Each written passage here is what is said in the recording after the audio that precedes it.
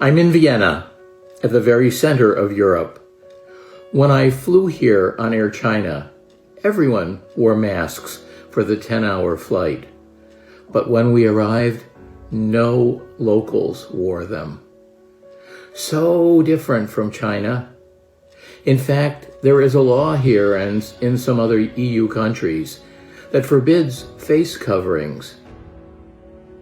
And when I called the local virus hotline, I was told masks are not recommended. I've asked a few people about the virus, and other than not shaking hands, they aren't taking any precautions. So it's a recipe for disaster. And I predict that Europe will be shut down by the end of this month.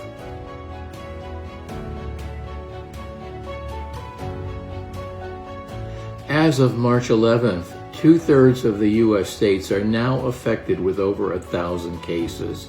Washington state has the most cases and almost all the deaths. California has the next most cases. People I know there are very worried. I don't yet see the U.S. fully mobilized to quarantine, isolate, and treat people with the virus. The virus genie is already out of the bottle.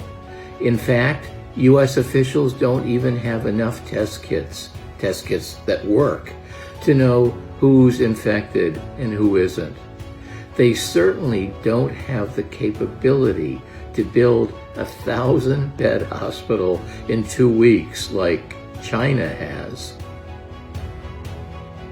As in China, many places in the U.S. with dense populations will have to be locked down and isolated.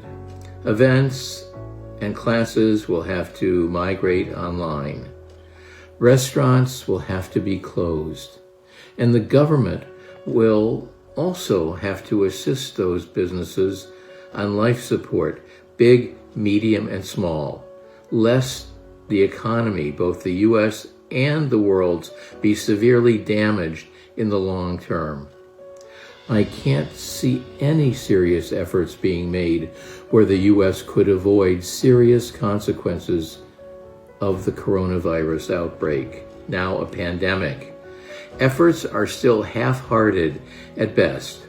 For example, New York Governor Andrew Cuomo has imposed a 1-mile containment area around a New York City suburban hot zone where many are infected with the virus. He called it a dramatic action, but it isn't. It's not an exclusion zone and not a quarantine. It's just a ban on places of large gatherings like schools and churches. In any event, people better pray hard from home for relief, as this measure at most will slow the virus but not stop it. It's not only San Francisco and New York, but places like Detroit, Chicago, and Houston. You only have to look at the stock market and energy exchanges to see the financial carnage. And the more we can work together, the sooner the economies can recover. It's disgusting and dispiriting to me that in America and some other countries, Asians and Chinese, most people can't tell the difference, are shunned in employment and socially because of long-standing prejudices brought to the surface by this disease. My Chinese wife was on the subway in Vienna recently. She coughed, and you know what? The entire subway car emptied out. That's prejudice. And Chinese and other restaurants, for example, have seen their economic futures threatened because others won't go there. The U.S. just seems to be more divided than ever. There's also a lot of other discrimination brought out by this virus.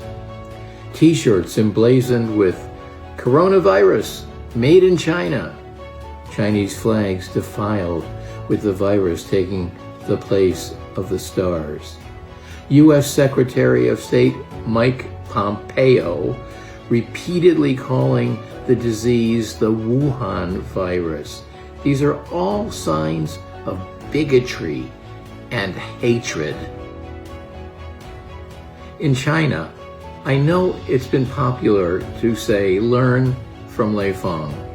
Well, now the mantra to the US and other nations is learn from China.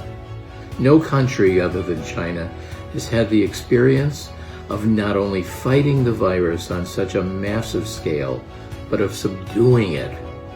Other countries can learn from China and can benefit by gaining a steeper learning curve and a more successful outcome.